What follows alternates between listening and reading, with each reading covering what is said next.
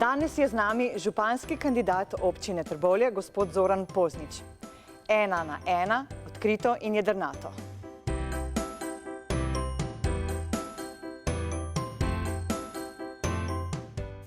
Gospod Poznič, danes bova vrgla kar karte na mizo. Očitajo vam, kulturnik, kako bo kulturnik urejal gospodarstvo v občini, ki je precej pomembna, tudi velika po številu prebivalcev? Kultura sama kot sebe ni več samo petje v zboru ali slikanje slik. Kultura je temeljni element družbe 21. stoletja. In skupaj s kulturo grejo tudi vse druge glavne vsebine ene sodobne družbe, kot so in gospodarstvo, razvoj turizma, šport celo in tako naprej in tako naprej. Tako da je kultura v resnici sestavni del vsega tega, kar danes predstavlja pot v eno sodobno Trbovlje, pot v 21. stoletje. Pa bodiva zelo konkretna. Kaj lahko občina pripomore k gospodarstvu? Občina v resnici pripomore na ta način, da zagotavlja pogoje. In teh zagotavljanj pogojev je v resnici kar veliko. Občina lahko postori marsikaj, do urejanja prostora, do nudenja različnih beneficij različnim gospodarskim subjektom, malim podjetnikom, do, da ne rečem, multinacionalk, kakorkoli. Tako da je v resnici občina tista, ki privablja naložbe, ki privablja tudi s tem, da poskrbi za stanovanjsko politiko na primeren način, da poskrbi za vse druge dejavnosti, kot sem jih že prej tudi omenil, in kulturo, in šport, in da zagotavlja, in seveda, da ne pozabimo šolstva, in pa seveda tudi prometne infrastrukture, in s tem v resnici zagotavlja ljudem, ki so se odločili, da bojo v naši dolini živeli, proizvajali kakršnokoli dodano vrednost, v resnici primerne pogoje, kar pa v resnici včasih ni lahko, ampak jaz mislim, da lahko skupaj to postorimo vse skupaj. Če sva se že dotaknila prometa, ena od zelo perečih tematik v Trbovljah je vsekakor predor Prebold, pa še kakšna pomembna cestna povezava. Kaj lahko občina, vemo, da to so tako veliki projekti, da so državni, ampak kaj lahko vendarle občina stori? Samo Trbovlje verjetno ne ravno veliko. Mi se pogovarjamo o tem tunelu že več kot 50 let. Zdaj, pred vsakimi volitvami vsi rečejo, zdaj se je pa končno nekaj premaknilo. Ne vem, koliko se je premaknilo. Mislim pa, da moramo razmišljati tudi v smer, da poleg tunela vzporedno razvijamo tudi še drugo prometno infrastrukturo. Če samo pogledamo trenutno stanje ceste v Prebold, je to v nebo vpijoča tudi nevarna dogodivščina, in avantura, če se peljemo čez hrib. Da ne govorim, v kakšnem stanju je naša prometna povezava proti prestolnici za Savo. Tako da je potrebno vložiti vse napore, pa ne mislim samo zdaj napore samo župana Trbovlj, ampak vseh treh županov seveda skupaj. Šele Zasavje skupaj lahko spremeni marsikaj. Obenem moramo pomagati hrastniškemu vodstvu, da se končno začne gradnja te tako potrebne ceste Hrastnik, Zidani most in tako naprej in tako naprej. Seveda pa predor, ko bo, in predor ni samo v resnici pot, da nam bojo vsi ljudje zbežali vsako jutro in se zvečer utrujeni pripeljali nazaj, ampak je pot predvsem k nam, novemu gospodarstvu, novim vsebinam, novim ljudem. To je glavni namen. Včasih smo rekli, da v Zasavju spijo, pa hodijo delati ven. Zdaj pa zmanjkuje že tudi prostora za spanje, torej govorimo o stanovanjih.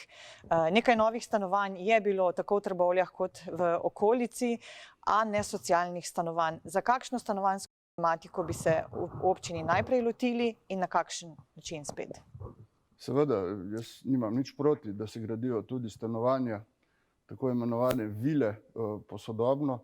Kaj se vem, kvadratni meter stane ne vem koliko tisoč evrov. Seveda, naj cveti 1000 cvetov, ampak prvenstvena vloga občine v tem trenutku v Trbovljah je to, da začnemo, da dosežemo, da začnemo graditi stanovanja za mlade družine.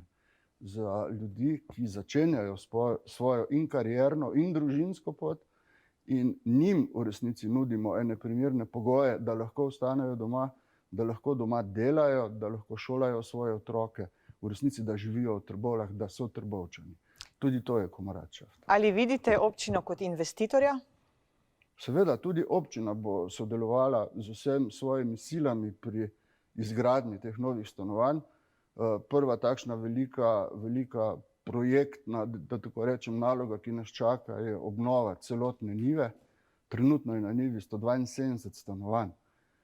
Vsi načrti so že zdavnaj pripravljeni, vse je že zdavnaj dogovorjeno in jaz ne vidim razloga, tudi po pogovorih, ki jih že opravljam, ne vidim razloga, zakaj ne bi zelo hitro lahko pristopili k obnovi celotne kolonije.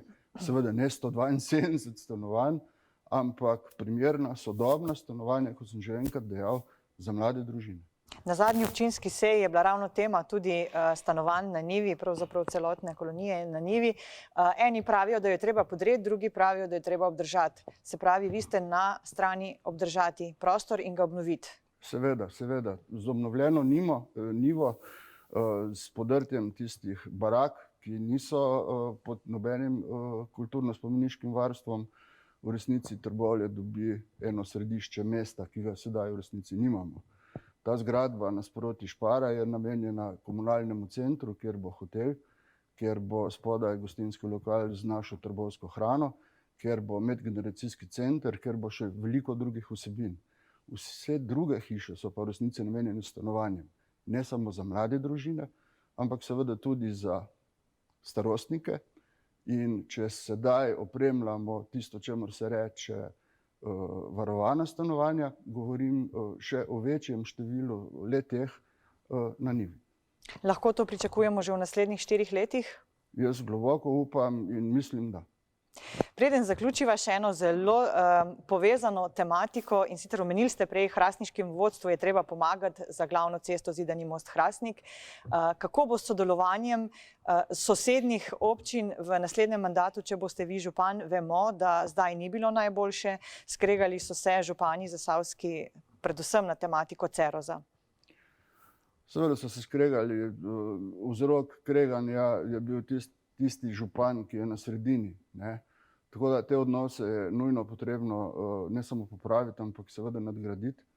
In jaz sem tudi že v pogovoru v obeh dolinah, predvsem s hrastniškim županom, s gospodom Markom Funklom, zelo dobro že sodelujemo in predvidevamo tudi skupaj postoriti marsikaj tudi na tem področju, da se Hrastnik in Trbovlje čez hrib, tako kot vsi rečemo, veliko bolj povežeta, da spravimo gor na hrib tudi določeno in športno infrastrukturo in trgovine, da že takoj drugo leto prometno povežemo z avtobusom čez hrib, ravno zdaj se obnavlja še zadnji del ceste.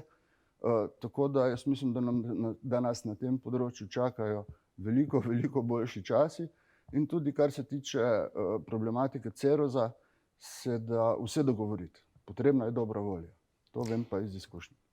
Ceroz, zadeva med občinami je trenutno na sodišču. Lahko pričakujemo, če boste župan, da boste to uredili brez sodišča z ostalimi občinami? Točno tako.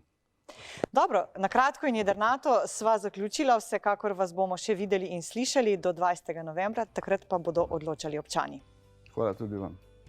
Najlepša hvala, ker ste spremljali in se vidimo, odločali boste vi 20. november.